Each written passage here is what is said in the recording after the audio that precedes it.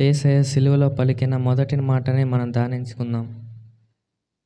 యేసయ్య సిలువ వేసిన వెంటనే తను మొట్టమొదటిగా ప్రార్థిస్తూ తండ్రితో చెప్పిన మాట, తండ్రి వీళ్ళని క్షమించుము, వీరేం చేస్తున్నారు వీళ్ళు ఎరుగరని యేసయ్య తండ్రితో చెప్పారు. ఆ సంఘటన జరగక ముందే యేసయ్య తన శిష్యుడైన యూదా ఇస్కరియోతు చేత అప్పగించబడి అక్కడి నుంచి సైనికుల ద్వారా తీసుకెళ్ళి ఘోరంగా హింసించబడి కొరడాతో కొట్టించి పిలాతు దగ్గర ఆ సెంటెన్స్ తీసుకొని సిలువ వేసినా కానీ అంత దారుణంగా అతని మీద లేని నిందను వేసి అలా చేసిన యేసయ్య ప్రజలందరి మీద ఇంకా ప్రేమ కలిగే ఉన్నారు. ప్రజల పట్ల ఉన్న ప్రేమ ఏమాత్రం తగ్గలేదు. అదే ప్రేమ వల్లే అతను ప్రజల మీద జాలిపడి ఆ పరిస్థితిలో కూడా ప్రజలందరినీ క్షమించగలిగారు. Jesus knew if Heavenly Father did not forgive them, what will happen to them? యేసయ్య ఎందుకు క్షమించారంటే, ఒకవేళ యేసయ్య వాళ్ళని క్షమించకపోతే వాళ్ళందరికీ ఏమవుతుందో యేసయ్యకి తెలుసు. ఏమవుతుంది, వాళ్ళదే హృదయంతో అదే మనసుతో ఉంటే వాళ్ళు ఖచ్చితంగా నరక ప్రాప్తులు అవుతారు. అందుకే దేవుడు యేసయ్య తండ్రితో క్షమించమని ప్రార్థించారు. అసలు సిలువ ఎక్కడానికి యేసయ్య సిలువ మీద ఆ సాక్రిఫైస్ చేయడానికి గల ముఖ్యమైన కారణమే ప్రజలందరికీ పాప క్షమాపణ ఇవ్వడం. లేఖనాల్లో పాత నిబంధనలలోనే ఎప్పుడో బయలుపరచబడింది, మనుష్య కుమారుడు వచ్చి అందరి కొరకు బలియాగమయ్యి పాప క్షమాపణ నిమిత్తమే సిలువ వేయబడ్డారు. Jesus set an example for us so that we may forgive who crucify us. యేసయ్యను వాళ్ళు సిలువ వేసినట్లే మనల్ని కూడా ఎందరో సిలువ వేస్తారు. అనగా మన మీద లేని నిందను వేయొచ్చు, మనం చేయని నేరం మన మీద మోపొచ్చు. అలాగే మీరు ఏ పరిస్థితిలో ఉన్నా మీ బంధువుల ద్వారా అవ్వచ్చు, మీ కొలీగ్స్ ద్వారా అవ్వచ్చు, మిమ్మల్ని లేని నింద మీ మీద వేసి మిమ్మల్ని సిలువ వేస్తారు. కానీ మీరు ఎట్టి పరిస్థితుల్లో మీరు ప్రతీకారం తీర్చుకోవాలని కానీ కోపడటం కానీ చేయకూడదు. యేసయ్య మనకి నేర్పించినట్లే మనం కూడా వాళ్ళని క్షమించగలగాలి. Vicarious death of Jesus on the cross. యేసయ్య సిలువ వేయబడ్డారు కదా, మనందరికి తెలుసు. యేసయ్య యూదా ఇస్కరియోతు అప్పగించటం వల్ల, లేకపోతే ఫరిసేయులు అందరూ యూదా మత నాయకులందరూ కుట్ర పని అతను సిలువ వేశారని కాదు, కానీ తనకు తాను అప్పగించుకున్నారు. ఒకవేళ యేసయ్య అనుకొని ఉండుంటే పరలోక సైన్య సమూహం తెప్పించి ఒక్క క్షణంలో అందరినీ నాశనం చేయగలరు. కానీ యేసయ్య వచ్చిన పర్పస్ అది కాదు. His love for humanity made him pity even on the cross. నేను ఇందాక చెప్పినట్లే యేసయ్య ఎంత ప్రేమ కలిగి ఉన్నారంటే, అతని ప్రేమ మనం ఆయన ఏం చేసినా ఆయన మారరు, ఆయన మారలేరు. Jesus wants to set them free from the invoked curse on them. మత్తయి సువార్త 27వ అధ్యాయం 25వ వచనంలో ఇలాగుంది, అందుకు ప్రజలందరూ వాని రక్తము మా మీద మా పిల్లల మీద ఉండును గాక అనిరి.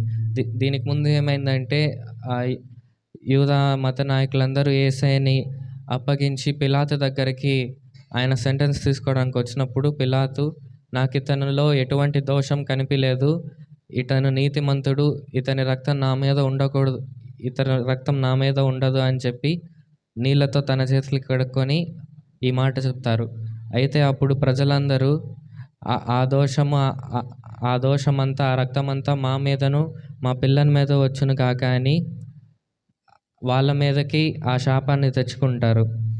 ఆ శాపము వాళ్ళు ఎంత పెద్దది చేసుకున్నారని వాళ్ళకి తెలీదు. యేసయ్య వాళ్ళందరినీ క్షమిస్తున్నారు. వాళ్ళందరి క్షమాపణ కొరకు యేసయ్య తండ్రిని అడుగుతున్నారు.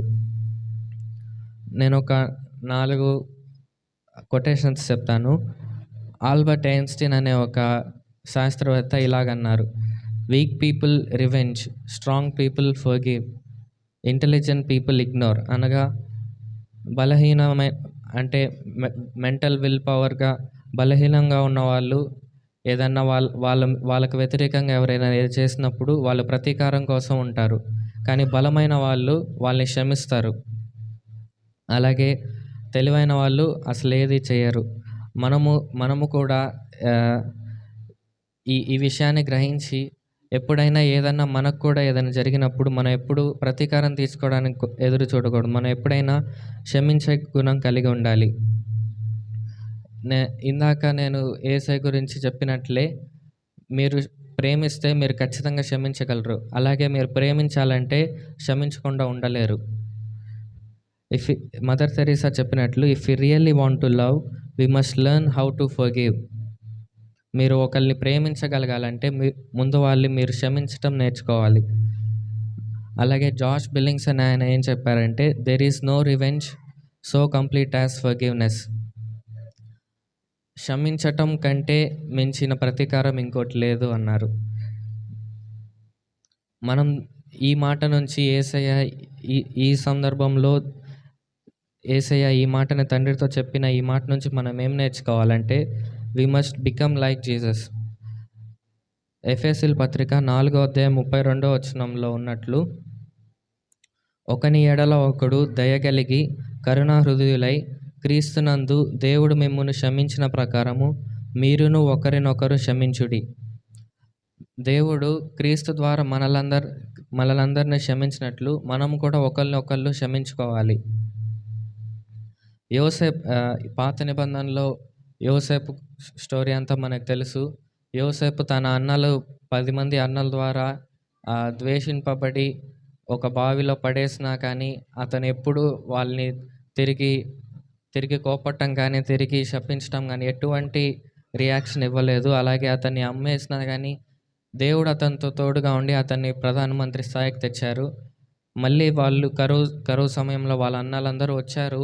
యోసేపు అని వాళ్ళు అర్థం చేసుకోలేకపోయారు. అయినా కానీ యోసేపు ఎటువంటి ప్రతీకారం తీర్చుకోలేదు. ఎటువంటి ప్రతీకారం చేయడానికి ట్రై చేయలేదు. మనం కూడా అటువంటి ఆ విల్ పవర్‌ని అటువంటి మనసును కలిగి ఉండాలి. అటువంటి మనసు మనకెప్పుడు వస్తుందంటే మనకి వాళ్ళ మీద నిజమైన ప్రేమ ఉన్నప్పుడే మనకు ఆ ఫర్‌గివ్‌నెస్ చేయగలిగే ఆ మనసు మనకుంటుంది. ఎఫెసీయుల పత్రిక 5వ అధ్యాయం 1వ వచనం కావున మీరు ప్రియులైన పిల్లల వలె దేవుని పోలి నడుచుకొనుడి. మనము ఎట్టి పరిస్థితుల్లో ఈ ఒక్క విషయంలోనే కాదు ఏ విషయంలో అయినా దేవుని పోలి నడుచుకోవాలి. దేవుడు చెప్పినట్లే మనం కూడా ఒకళ్ళ పట్ల ఒకళ్ళు ప్రేమ కలిగి ఉండాలి. ఒకళ్ళ పట్ల ఒకళ్ళు క్షమాపణ కలిగి ఉండాలి. ఎటువంటి ఏ పరిస్థితిలో వచ్చినా ముందు వాళ్ళు విశ్వాసులు అయినా అవ్వకపోయినా ఫస్ట్ మనమే క్షమాపణ అడగడానికి ఉండాలి. అపోస్తల కార్యం 7వ అధ్యాయం 60వ వచనంలో స్టెఫెన్ అనబడే ఒక శిష్యుడు గురించి ఉండిద్ది. ఒక క్రైస్తవుడి గురించి. అతను ఎలాగా చంపబడ్డారంటే యేసయ్యను నమ్ముకున్న కారణం చేత ఆయన